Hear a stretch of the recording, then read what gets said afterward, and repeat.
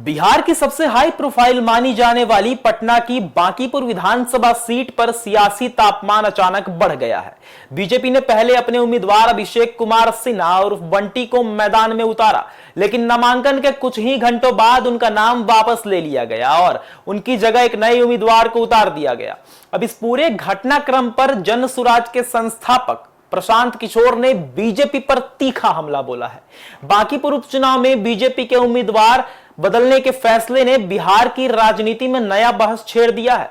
पहले अभिषेक कुमार सिन्हा और बंटी को उम्मीदवार बनाया गया, लेकिन उन्होंने नामांकन वापस ले लिया। इसके बाद भारतीय जनता पार्टी ने नीरज कुमार सिन्हा को नया उम्मीदवार घोषित कर दिया।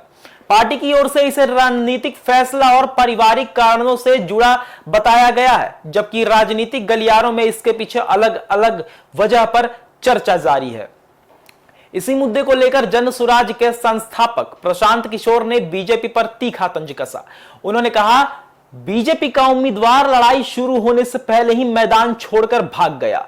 अब नया उम्मीदवार आया है, देखते हैं वो कितने दिन टिकता है। प्रशांत किशोर ने दावा किया कि ये लोकतंत्र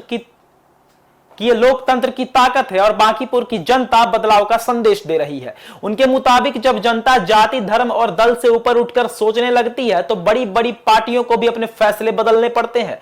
दूसरी ओर बीजेपी ने विपक्ष के आरोपों को खारिज करते हुए कहा कि उम्मीदवार बदलना पूरी तरह पार्टी का आंतरिक और रणनीतिक निर्णय है। एक उम्मीदवार नीरज कुमार सिन्हा ने भी भरोसा जताया है कि वे पार्टी की जीत की परंपरा को आगे बढ़ाएंगे। राजनीतिक विश्लेषकों का मानना है कि बांकीपुर सीट इस बार सिर्फ बीजेपी और आरजेडी के बीच नहीं, बल्कि प्रशांत किशोर के लिए भी प्रतिष्ठा का चुनाव बन चुकी है। यही वजह है कि हर छोटा घटनाक्रम बड़ा राजनीतिक मुद्दा बनने जा रहा है। कुछ रिपोर्टों में यह भी आया है कि उम्मीदवार बदलने के पीछे विपक्ष द्वारा उठाए जा सकने वाले संभावित विवादों से बचने की रणनीति भी एक कारण हो सकती है। हालांकि इस पर अलग अलग दावे और अधिक